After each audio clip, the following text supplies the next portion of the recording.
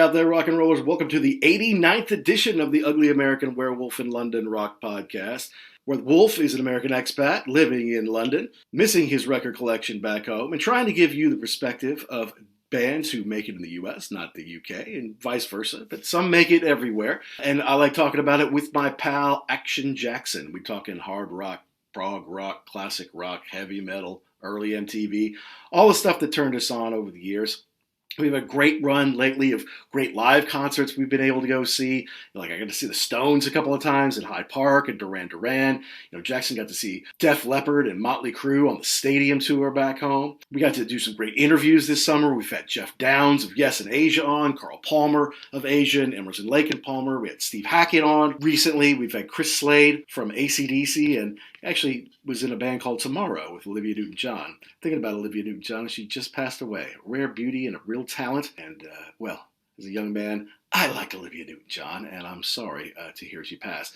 But we had those great interviews and some great collaborations. Just last week, we had our buddy Sonny Pooney from Grown Up Rock on to talk about Whitesnake 1987. It was a very popular episode. People love Sonny, or maybe they love to hate him. But he's always opinionated. He knows his stuff, and we really appreciate Sonny coming on episode number 88 to talk Whitesnake. But as we've grown the podcast here, we have picked up a sponsor. And we're just so proud to not only have a sponsor, just to show that we are growing the show. And we've got fine folks like you listening to us, appreciating the show, telling us to keep doing it, build it better and stronger than ever, right? Get the best guests on you can, make the best show you can. And so to have a sponsor is great because it kind of helps take care of some of the costs and defray some of that for us.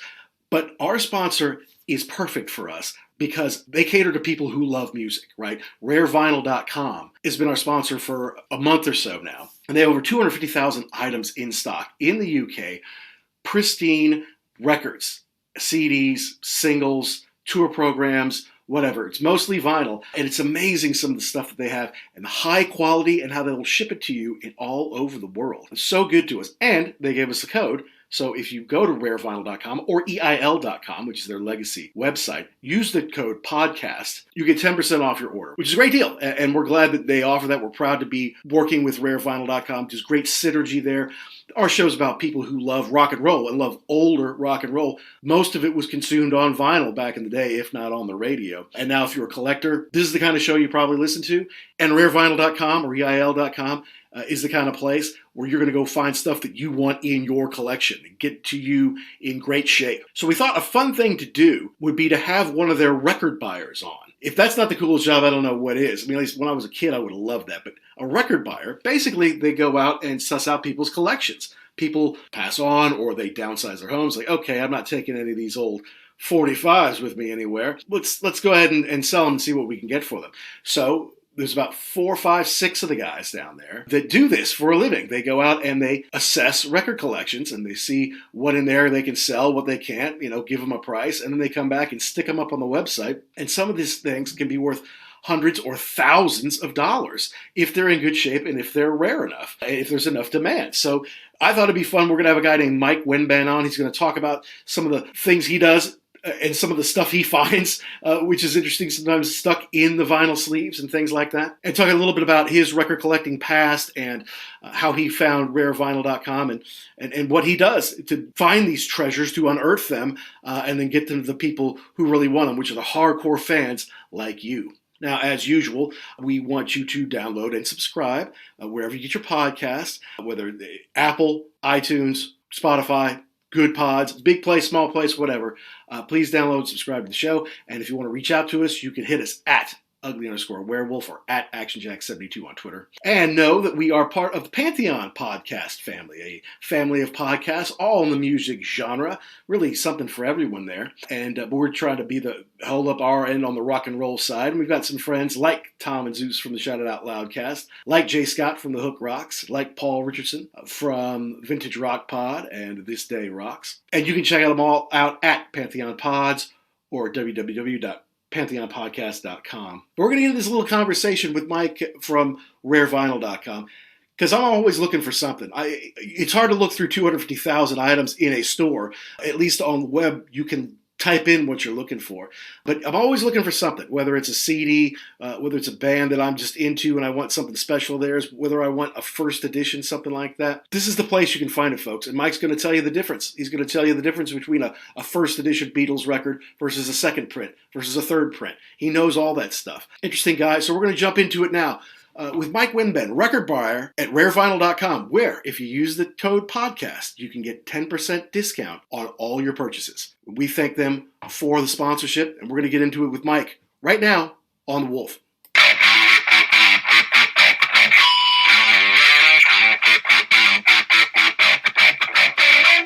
Well, no, we are proud to welcome to our show, as our listeners know, we have a sponsor which couldn't be a better fit for our show in rarevinyl.com, which has over 250,000 amazing, pristine albums, DVDs, singles, CDs, whatever you're looking for out there, shipping all over the world. And you can use the code podcast to get your 10% discount. But we're being graced with the presence of one of their record buyers here today. And I don't know, growing up, I would have ever heard of a better job than record buyer. It just sounds awesome.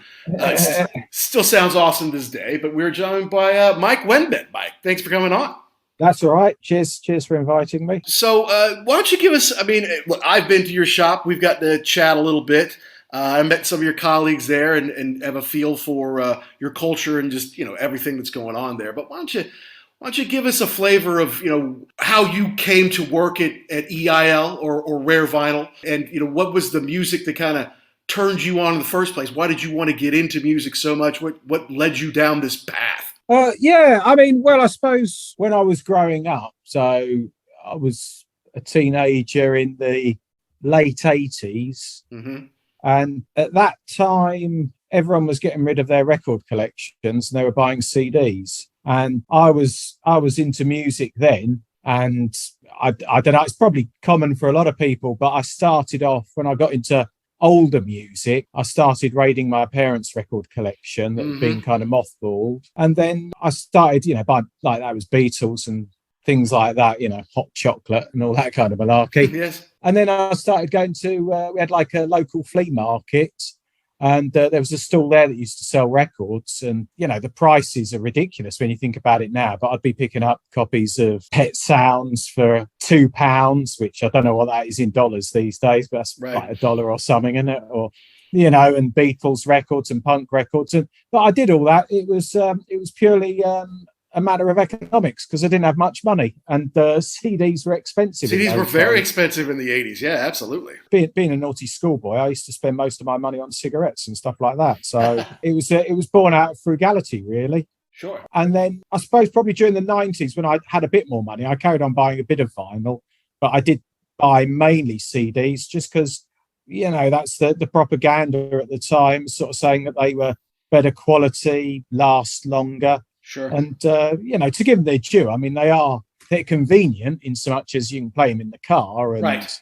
You got a CD Walkman and everything. And anyway, so I moved to Japan, and I spent quite a long time living in Japan. And when I eventually got an apartment that was big enough for me to buy a record player, which again, I did well on that. I bought an SL1200, and I think that cost me about 10,000 yen, which again, I don't know what that'd be in dollars, but that's about £50. Okay. It was at UK prices, so that was pretty good. Again, that was slightly before the vinyl boom kicked off, so I was picking up loads of Japanese pressings, with the Obi strip and all that, picking them up for 100 yen each, which is about 50p. Oh my goodness. Yeah, seriously, like the junk shops. That's changed now. That managed to change within a few years. They realized that there was a bit of a resurgence on vinyl, so they actually started to price up the stuff. But there was a while when the local, because they got quite a flourishing second-hand market, and the local stores, they'd just any records. I think they would, when it came to me selling my records, they'd buy them for 1 yen, which is less than 1 pence. Right. Which again in US, I don't know what that is. Is that like 1 cent or something like that? That's about right. Yeah. Mm-hmm. So they'd buy them off you once, because I sold a big pile of them. I sold about 100 records, and I got back 100 yen, which is about 50p. Which you couldn't even buy a can of Coke for that. Right. But yes, they were buying them off people for 1 yen and selling them for 100 yen. And I got some really good stuff. I got loads of 90s pressings, which ended up being like worth 100 quid, £200. Loads of original Japanese pressing, stuff like that. When I moved back to the UK, I ended up having to spend several £1,000s getting it all shipped over. Sure. And that wasn't even air freight. I mean, that was by sea. It took about 3 months to come here, and that still cost me a few £1,000s. Wow.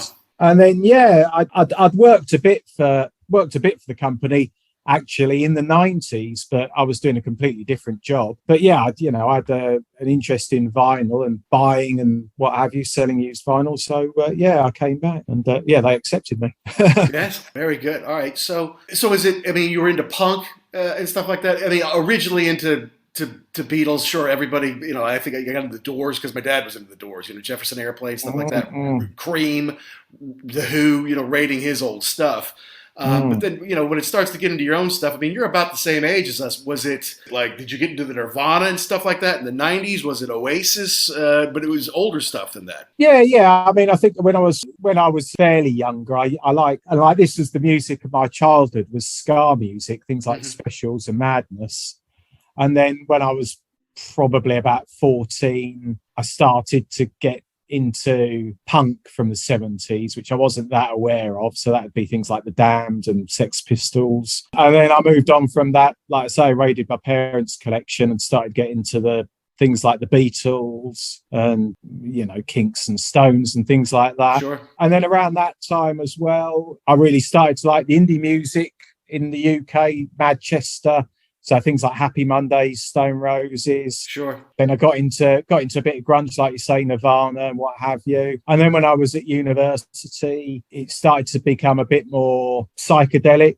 So, okay. Everyone was into crust. I don't know if you had it in the States, but we call them crusties, which is sort of like cross between punk and hippies, sort of early 90s music, like Ozric Tentacles, those kind of bands, the Levelers, and then got into trance music.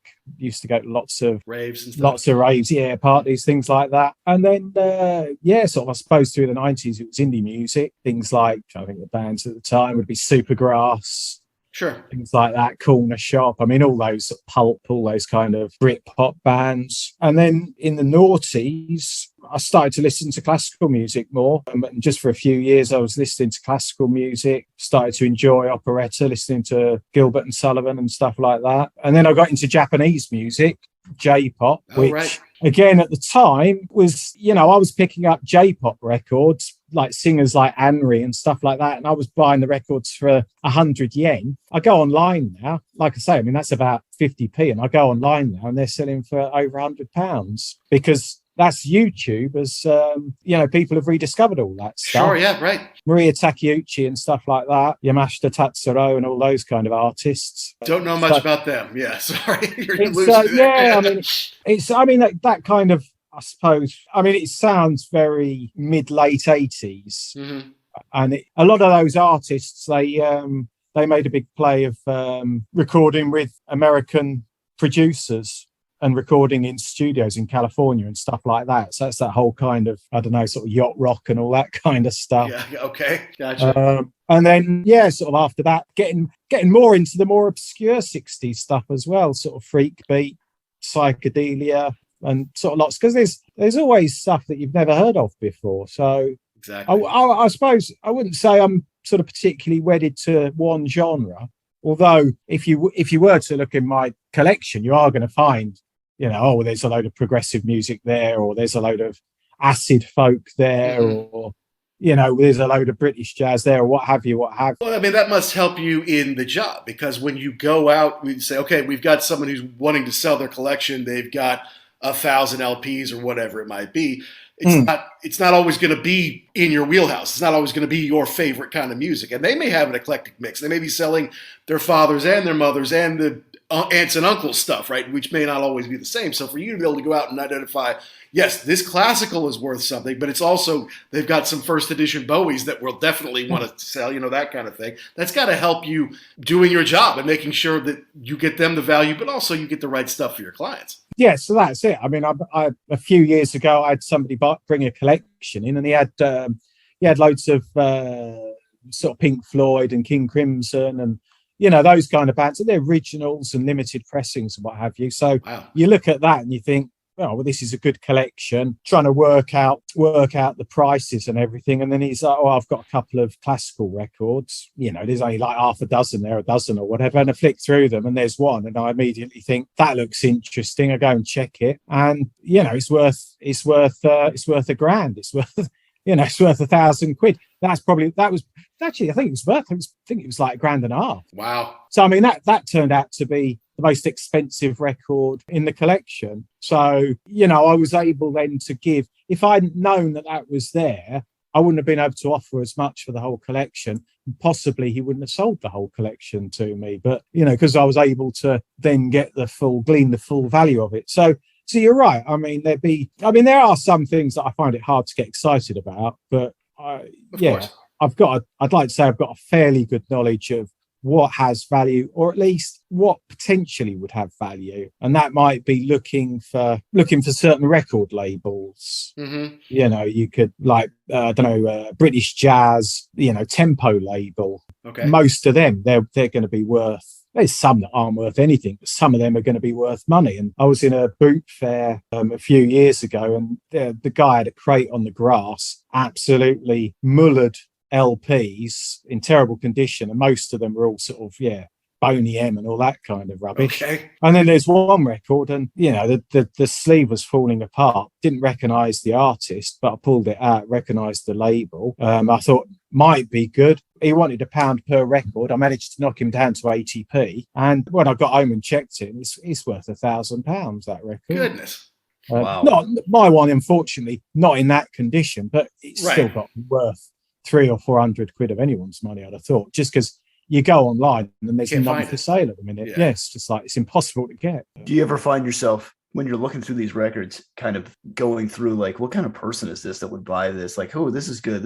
Oh, this is awful taste. Why would you buy this record? Yeah, I mean, you do get some weird records and sort of lost in collections. So it's frustrating because you can't check every single. So we get people phoning in or what have you, and they've got a record collection. Of course, I can't go out and check every single one. But then sometimes they'll bring them to our office, in which case I can check them.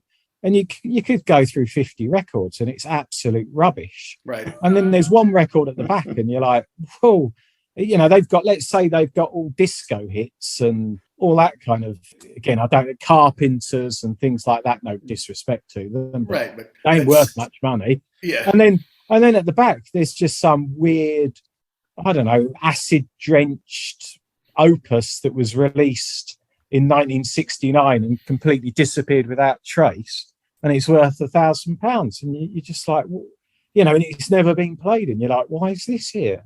Who bought? Doesn't match up. What's gone on here? But you know, they exist, and sometimes the collections of easy listening can be quite good because somebody might have bought a record. And because it doesn't suit their taste, they've listened to it once and never touched it again. Right, leaving it in mint condition. That's it. Yes, I bought a collection once, and it was about 3 boxes. Probably talking about 150, 200 records. Okay, and it was all sort of Happy Hammond and the Beatles Go Hawaiian and all this kind of old tut. And then there's a copy of the White Album in there. I don't think anyone had ever played it. You know, it just been bought. And if they had, they'd probably played it once, listened to Revolution 9 and thought, phew, what's this? That's not Hard Day's Night. That's it, yeah. And it's gone back on the shelf, never to be touched again. Now, Beatles records in themselves aren't particularly expensive because they're not rare, but, you know, finding them in that condition, that's the rarity. So yeah, things like that. You do find these things in the kind of oddest places, you know, unexpected places, really. Yeah, that's kind of the interesting part about what you're doing. That's what you're looking for. You're looking for the album that nobody has listened to because it's in pristine shape. But really, most people like yourself, you buy these records to listen to them. So over the years, they would you wouldn't pay anything for something that someone really loved and listened to a million times. I think if they're, I mean, I don't know how many times you can play a record before it starts to deteriorate, but I would say if someone's got a record and they're careful with how they play it, it could stay in next to pristine condition in so much as, let's take even your favorite album. I don't know, how many times would you listen to that in a year? It's not going to be much, you know what I mean? It's like I'll have records on my shelves that, yeah, I may have listened to quite a bit, but other records that I really love, but I perhaps, especially if you've got a larger collection, you might listen to them once or twice a year. And so, yeah, I mean, you might listen to a record, I don't know, you don't want to be morbid, but you might only get a chance to listen to it 25, 30 times in your lifetime. But as long as you've played it carefully, not put your thumbs all over it, and you've got a decent quality stylus, it should still be in cracking condition for, you know, the next person to enjoy when you've popped off, you know. So yeah, and I think most people, whether you're collecting records or you're collecting sports memorabilia or antiques or whatever it is, they understand it's usually the price is driven on condition and scarcity, right? The supply and demand. If they didn't make many of them, but nobody wants them, it doesn't matter. But if they didn't make many of them and now, there's a surge in it, suddenly they can go up in value. So I feel like everybody can understand that, but I feel like a lot of people miss out on the value of like a first edition record versus like a second or third or whatever printing on there. You know, like I noticed on rarevinyl.com today, our latest episode out today is an interview with Steve Hackett. And he's a month away or so, 5 weeks from starting his Foxtrot at 50 tour. So I go on rarevinyl.com. You've got a first edition Foxtrot album that also has some kind of nice insert in it, you know. That's the one that's got the advertising in it, I think. Yeah, exactly. You know, that's over 300 quid, you know. So I'm like, but if you got a second edition, you could probably get it for about 15 or 20 quid, even in pretty good condition, you know. So can you tell, I mean, you're looking for serial numbers sometimes, you're looking for where it was made sometimes. I mean, what can people look for to kind of know whether they've got a gem in their collection or not? A good example would be like, say, Dark Side of the Moon by Pink Floyd. Okay. I mean, that's got to be one of the best-selling albums. What? 50, both 60 sides million, of the Atlantic. Whatever, yeah. Yeah, I mean, everyone knows it. And then people look on, they look at some newspaper and find that a copy sold for £2,000 and they get all excited. The thing is, like you say, it's the scarcity. When that first album came out, Pink Floyd was still an underground band. Right. So not many people bought that first issue. And then it's gone on to be a worldwide phenomenon. So if even only a fraction of those people that are now into Pink Floyd, Dark Side of the Moon, want to get an original, right, they got their work cut out to find it, because they didn't make so many of those, because, the represses, I don't know how many thousands it would have been, but probably they repressed twice as many copies as they originally pressed. Sure. And then the third pressing would be 3 times as many. Now, the album design is never going to change because it's an iconic bit of artwork. It's like Beatles albums, Stones, any album really. They very rarely change the artwork. So what you have to do is look for things that are going to change, and one of those would be the company logo, the livery of the company. Okay, yeah. So like you can tell the difference between a 1970s Pepsi can and a 1990s Pepsi can because of the way the logo might be slightly rejigged. Sure. So where the logo is usually prominent is going to be on the label. And so if you're looking at UK Beatles records, would be an easy example. Most of the 60s pressings were on Parlophone.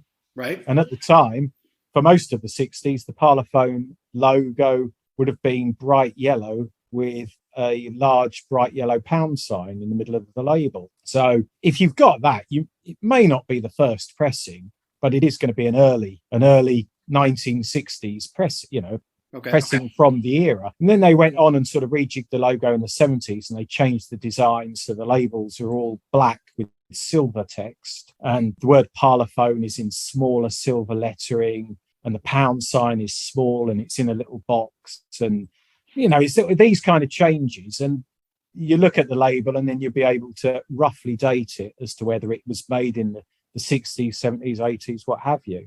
Okay. You then get into slightly more detailed examination. It might be the copyright, the sort of text around the perimeter of the label. Again, an example would be the Beatles.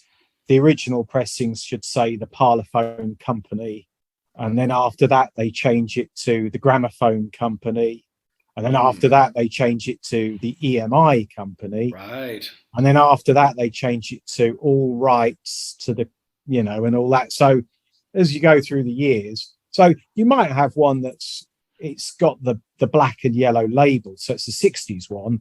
But yeah, the original might say the Parlophone company around the label. Bang, you've got a first pressing. And then the other guys says the gramophone company around the perimeter. That means he's got a second pressing or a third pressing. And then, you can go into really minute detail. It might be about credits, songwriting credits. Oh, sure. Mm-hmm. There can be confusion or, disparity between those. Could even be something like the stampers, the matrix stampers and the dead wax. The first pressings might be A1, B1, and some people pay hundreds just for those stampers. Mm-hmm. If you've got the A1, B2, then get out of town. You haven't got anything. So yeah, it can be things like them. But it certainly it's not so difficult to do. But you do need to be thinking about those details if you wanted to investigate what you've got. Hi, this is Steve Hackett. You're listening to The Ugly American Werewolf in London. I was just kind of thinking about what do you think would be the holy grail of records that you could come across? Like, is there anything that you're looking for specifically, or you just kind of go in with whatever's here, I'm going to make the best out of it every single time? Or is there one where you just walk away and you say, I don't want any of this? Yeah, I mean, there are well-known collectible records, and ones that I have seen and I have purchased. They would be ones like Led Zeppelin's first album, with the logo in the top corner, and the very first pressings were in turquoise rather than in the kind of tan brown color. Again, that indicates that is you've got your first run there, because I think the band didn't like it and they had it changed. So be something like that.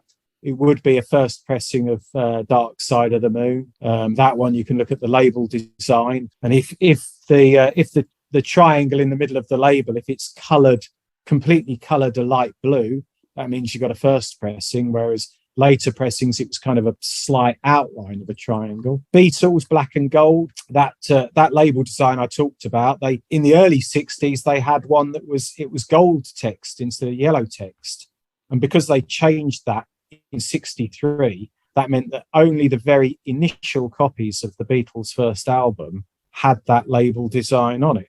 Cool. You would have had to, so you would have had to have bought the Beatles' first album within the few weeks of it being in the shops. If you that's the first edition, yeah. Yeah, if you wait for a month or so, then you're going to get one that's black and yellow. I think the actual vinyl is probably still the same pressing, but the label design's different. And yeah, if you're a serious collector, then that doesn't cut the mustard. So, but then those ones they do excite me from the point of view that I've bought something that's worthwhile. But then again, it could be just very obscure things and things that I've never heard of before. And I'm always finding rare records that, what's this? Who's this? I don't know. Case in point, I bought a collection and it had a Slade 7-inch in it. Okay. I looked it up online and it's like, you can buy this 7-inch for about, I don't know, cheapest price you buy it's probably 50p a pound, something like that. Okay. And then I noticed that all of the copies for sale were in just a plain die-cut white sleeve. And I actually had one that was in a picture sleeve. So did a bit of extra digging. It turns out, the picture sleeve is as rare as you like. I forget how much I put it on for. It was quite a substantial amount. And somebody bought it within minutes of it going on our site. Just gone.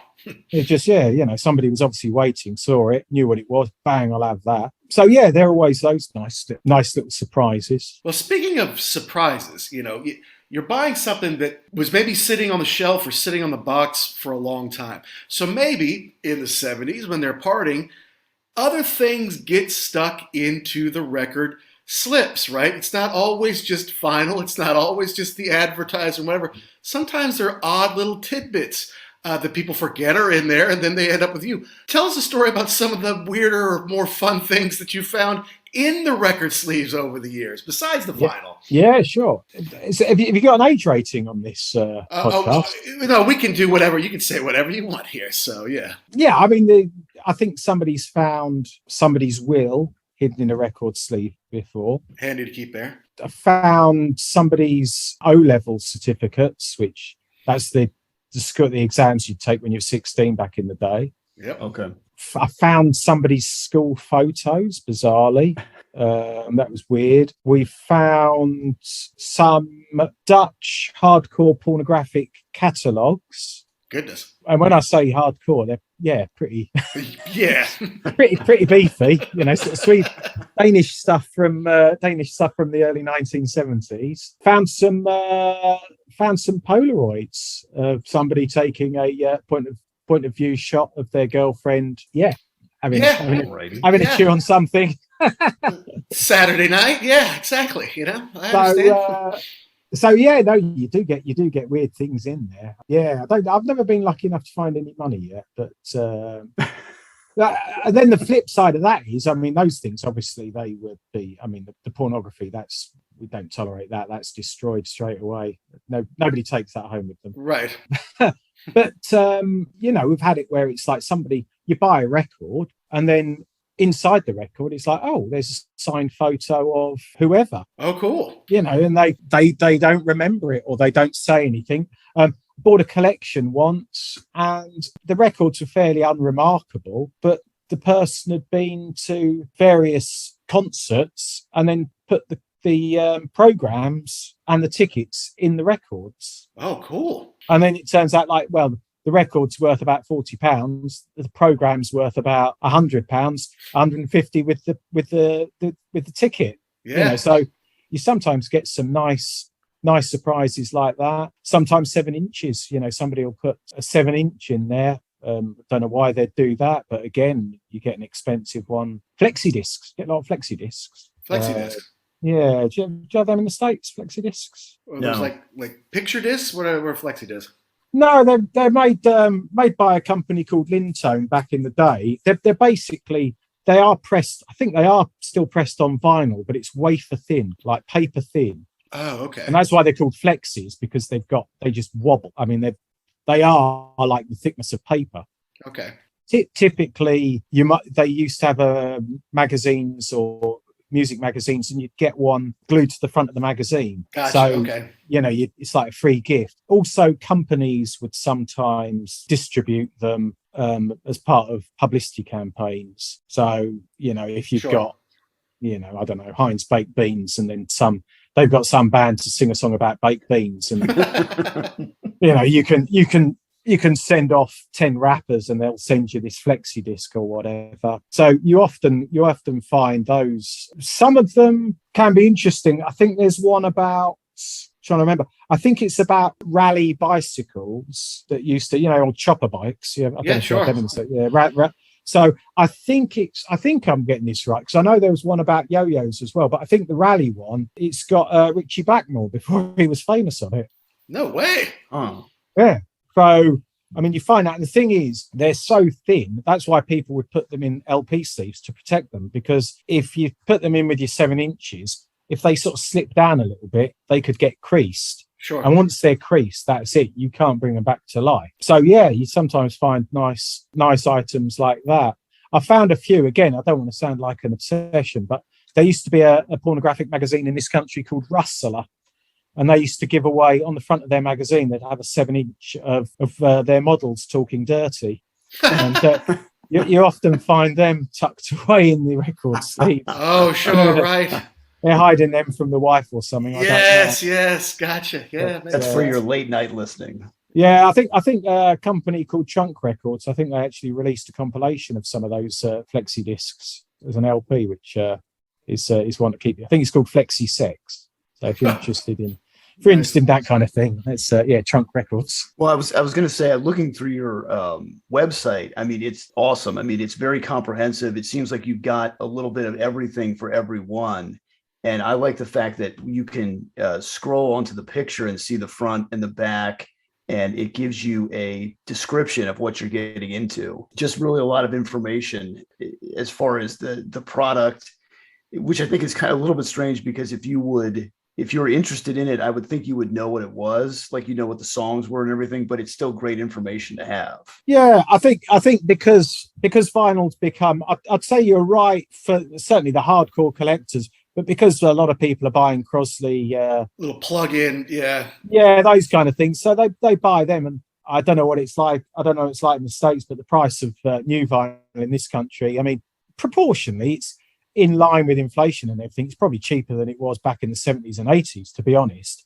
But that said, I mean, why would you really bother to buy a new vinyl copy of Brothers in Arms when you can pick up a used one from us for, I don't know what we sell it for, 10, 15 pounds. Probably right. A new copy in HMV costs you 25 pounds. Yeah. Mm-hmm. And if you go to find one in a junk shop, you're probably talking about £2 or £3, who knows? So we do have to keep an eye on the casual layman, let's say, for a better word, people who just want to buy music on vinyl to enjoy the music and listen to it. And they're not that fussed about what's what. So they're going to want to know the track listings just because they've heard a few Queen songs. They want to get into vinyl and buy their first Queen LP. So, which one's got Bohemian Rhapsody on it, have a quick check kind of thing. But yeah, obviously, because we're online retailers, we have to give as much information as possible because the customer's not able to see for themselves. Well, that's right. Yeah. And to your point, Jackson, there, I mean, versus someone who's going to go to something like an eBay, to pick something out, where the descriptions can really vary. It could have somebody who's really into it and wants you to have all that information there. And it might be just something like, yeah, it's the White Album. You know the songs. Or here's a here's a picture of the back cover. You can read what's on the there. Not on the White Album, but on something else. So yeah, no, the care that you guys give, the detail, the attention to the product, and then the attention and care you give in shipping it, the way you make sure it's packed in there tightly and neatly and keeping it safe because you ship all over the world. It's not something you just shove through the mailbox, right? You guys do a great job, start to finish as far as the customer experience goes. Yeah, I think with the when you think about some of these records, so if you think about the the Beatles, say Sgt. Pepper, I mean, how old is that? Is that like, was that 67? So is that like 55 years old? 55 years old. I mean, that's let's say when I was growing up in the 80s, I mean, that would have been something from the 30s. That's right. That proper antique, isn't it? I mean, if someone comes to you, I've got a book made in the 30s or a bit of furniture or something like that, and you're thinking, cool, holy smokes, that's old stuff. So for us, it's slightly more difficult to appreciate because that still seems relatively current. And I mean, I still think of 90s bands as being fairly hip. But if I talk to my kids about Pulp or Blur or something, I just get the blankest of looks. Right. It's a different world to them because time moves on. But saying that, those artifacts, so those 60s records, I mean, they are sort of starting to edge towards antique or at least sort of cultural artifacts of an almost bygone age. Absolutely, yeah. I mean, the cultural zeitgeist, it hasn't just moved on one step, it's moved on several steps since then. So I think a lot of that stuff, it does need to be treated with a bit of reverence in terms of the description and, like you say, the packing and of course the prices that can be charged. But I think it deserves it because you lose track of it. I mean, I saw there's a TV commercial at the moment on TV, and it's got a disco track and it's got this old guy. The commercial's for it's like a bit like a Lazy Boy chair, but for geriatrics. And it's got this guy who must be about in his late 70s, 80s, and he's dancing to disco music. And you sort of think, oh, that's funny. But then you think, actually, he probably was dancing to disco music back in the day. Yeah. This is what's happened now. I mean, that generation, it's proper old now, all of this stuff. I mean, even some old, like I say, some bit of old rubbish like Boney M or something. I mean, these are records that are getting on for nearly 50 years old. That's half a century. Absolutely. No, and we're getting old, man. I mean, when people ask me, oh, you know so much about music, who are your favorite new bands? I go, yeah, Oasis and Foo Fighters. Those are my favorite new bands, right? Because they're not the Stones or Led Zeppelin or Rush or whoever, That's it. No, you get a blank look. You get a blank look from my kids. I mean, my kids, I'd have to say the Beatles, as you may have guessed, they're my favourite band just because... The start of it all. the start of it all. Yeah, I mean, not everything. They recorded a lot that was rubbish. They nicked a lot of ideas off people, but when they were good, they're just nothing to touch them. I don't think, just in terms of the skill of their writing, skill of their playing. I don't know. If I put Revolver on, it just still sounds really fresh to me.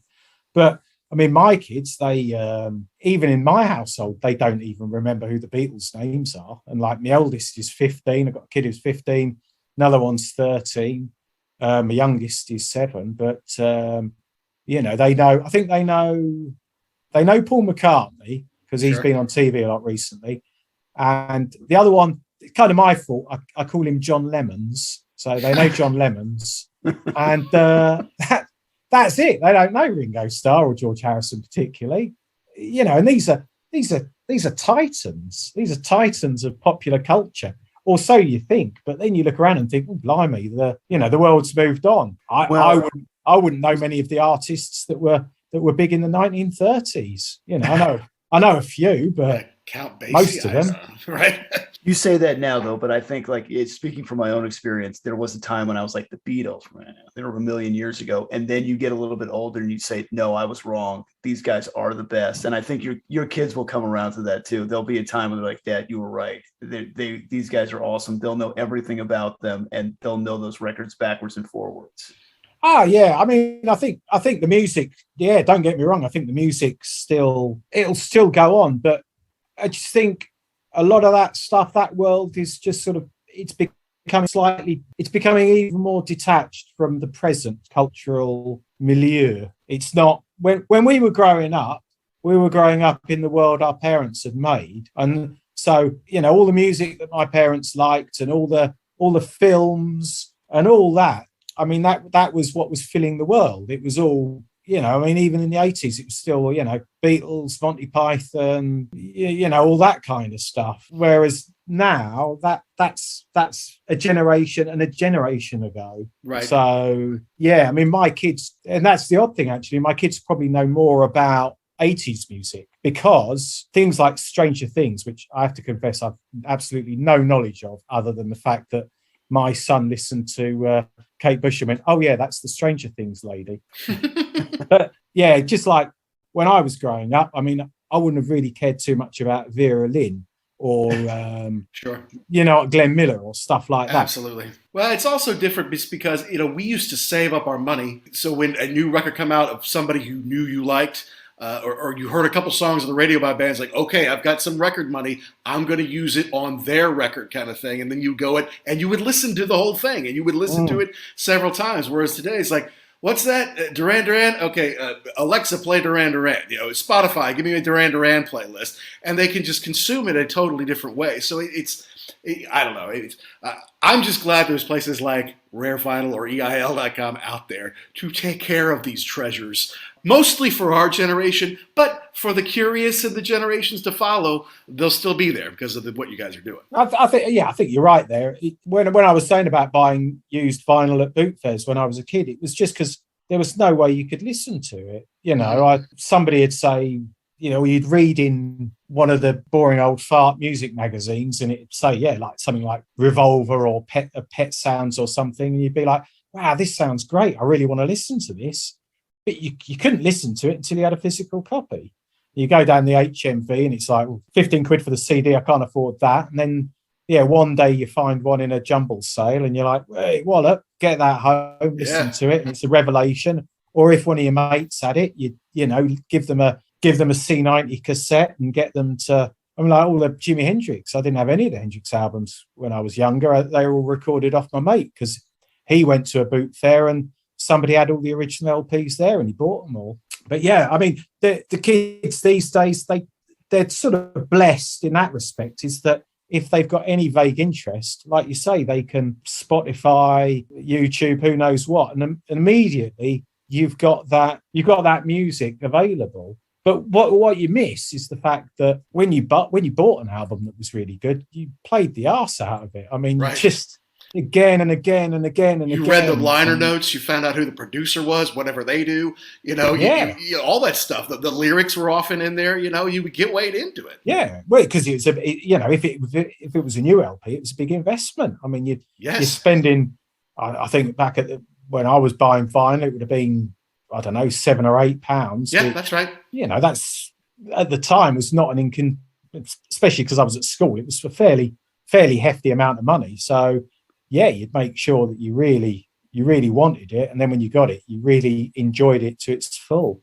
Whereas these days, it's disposable is the wrong word, but it's certainly there's no gatekeeper. I think you're right. It is more disposable because like you were talking about before. Oh, I heard that song on Stranger Things. You listen to that one song. Oh, okay. Well, now I'm moving on to the next thing. When you had the record, when you spent your own money, you had much more of a relationship with it, and you were going to listen to, like you said, every single song on that record, back forth, and it was kind of like like the one that I use. It's David Bowie versus the Rolling Stones. You said, I'm throwing in with David Bowie. He's my guy. And this is the one that I've chosen. I sometimes wonder about record collecting. I don't know, like collecting physical media. I think that is something that has kind of disappeared a lot with the new generation. Mm-hmm. And again, if I go into when I was a kid, my room was absolutely crammed solid, because if you wanted to get any information, you'd have to buy a book or a magazine. And we used to have the music newspapers, the NME and the Melody Maker and what have you back in the day. And you'd buy them and you'd never throw them away. So you'd have a big box of them in the corner of the room. The music, you had to buy the record or the CD or the cassette. Films, if you wanted to watch a particular film and it wasn't on the TV, you'd have to buy a VHS. That's right. So I just had shelves piled high with all my old rubbish, I suppose. Yeah, but same here. Yeah. But I go into my kids' room and it's spotless. There might be a couple of video game boxes, maybe a few books, a couple of Harry Potter novels or something like that. But they don't have the same amount of physical media, just because that's not the world that they live in anymore. Yeah. And then I heard somebody saying about records becoming almost like a form of merchandise. So if you wanted to listen to the music, you'd buy the record and then you'd go to the concert, and you don't need a T-shirt, but you would buy a T-shirt just to have a physical item of the band, or you might buy a hat or a poster or something like that. And I forget who it was, but he was sort of saying that vinyl has sort of gone into that category, because most people, even if you buy the vinyl record, you've got the download code. So you'll download it to your device, and that's probably the primary way that you would listen to it, or certainly for a lot of people. Yeah. So then that vinyl it is a physical item that you can use to sort of support the band and just sort of have and hold. But that said, there is obviously a backlash in a ways that people now have decided that perhaps they do want physical items, physical media. So yeah, they would be, rather than just downloading it or listening to it on YouTube, younger people are buying record players and buying records to listen to, just because I think it just gives you ownership and a slightly deeper connection to the music. And absolutely, there's a permanence to it, which, iTunes, you could have an album on there, and then you listen to it, 13-track album, and then you listen to it another day and it's turned into an 11-track album. And you're like, where did those 2 tracks go? And it turns out that they've been withdrawn for whatever reason. It could be a copyright dispute. It could be something that, not particularly PC or some, politically correct about those songs, or who knows what. But you're not the curator of your own collection anymore in that sense. And again, that goes with DVDs and videos as well. I mean, you might have a movie that, I don't know, an actor's been accused of something a bit naughty, or there might be a racially charged word used in it, or who knows what. But if you're relying on a streaming or something, they just suddenly say, we're not going to show that anymore. And then that's it. You can never watch that movie again if you wanted to. Whereas if you've got the physical copy, you have got that permanence. So I like that about having a vinyl collection. And I think that is something that does appeal to people. It's like you own it, And if the internet goes down, it doesn't matter. You can still listen to your records. Exactly. Yeah. Exactly. Well, you were talking about the T-shirt before. That was the way I always knew when I was in school. That kind of showed who you were. This is me. I listen to this band. This is part of my personality. Yeah, and I think the record collection is the same thing. You don't even have to listen to the records. All you do is flip through them, and you say, "Okay, I know who this guy is. I know what he's all about." No, you're right. I wonder if young people are defined like that. But you're bang on there. I mean, I would be buying a T-shirt and wearing it, like you say. You want to be shown to people, say, "Yeah, look at this. I like Primal Scream. I think they're a great band." Yep. And everyone likes them. They're popular. That means I'm popular, or whatever. That kind of mindset. But also, if you go around someone's house, I mean, let's say you meet a girl and you go around her house for the first time, and if she's in the kitchen, you might go up to the shelf and start flicking through her record collection, and you find a couple of bum discs there, and you might think, "Oh, hang on, this isn't good. What's going on here?" And then you find another album, and then you think, "Oh, wait a minute, she's redeemed herself." Well, anything interesting going on at Rare Vinyl or EIL that we need to know about right now before we let you go? Yeah, we're certainly getting a lot of stock in, sort of racing to try and get as much of it onto our inventory as possible, really. Well, Mike, we really appreciate you coming on and talking with us a little bit today, and keep up the good work down there. And if we can ever do anything for you.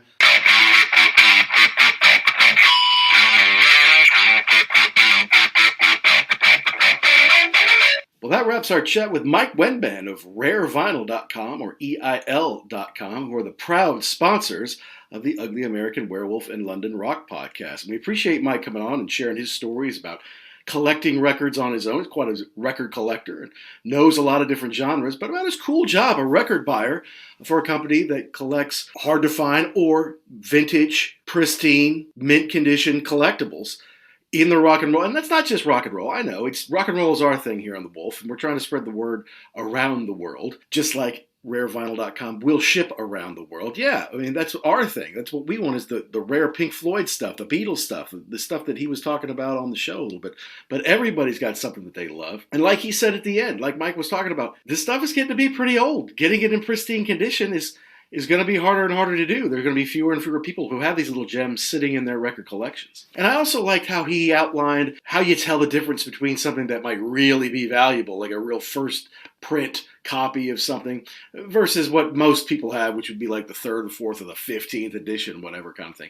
Knowing the labels, knowing what to look for on your favorite records is the difference. And a lot of people will see an article, look, this Beatles album just sold for $10,000. I've got some of those. Well, you probably don't have some of the ones that Mike was talking about with the yellow bound sign or the gold writing, that kind of thing. But it's great to have a place like that. It's a perfect sponsor for our show. RareVinyl.com, they have over 250,000 items in stock, LPs, 78s, programs. You heard Mike talking about. They've got posters, things like that. Picture disc, rare things, singles. And you never know what you're going to find there. You never know what's going to come in from day to day. So you can get on their mailing list. And I encourage you to go to rarevinyl.com or EIL.com to do that. And don't forget to use the code PODCAST, PODCAST. You'll get a 10% discount on whatever you buy every time you go back. Not just the first time, but every time you go to rarevinyl.com or EIL.com. Just use the code PODCAST. Save yourself 10%. It always helps on shipping costs and things like that. We appreciate you tuning in, folks, and we want you to subscribe and download wherever you get your podcasts, be it Spotify, Apple, iTunes. Good Pods has been very good to us. Google Play.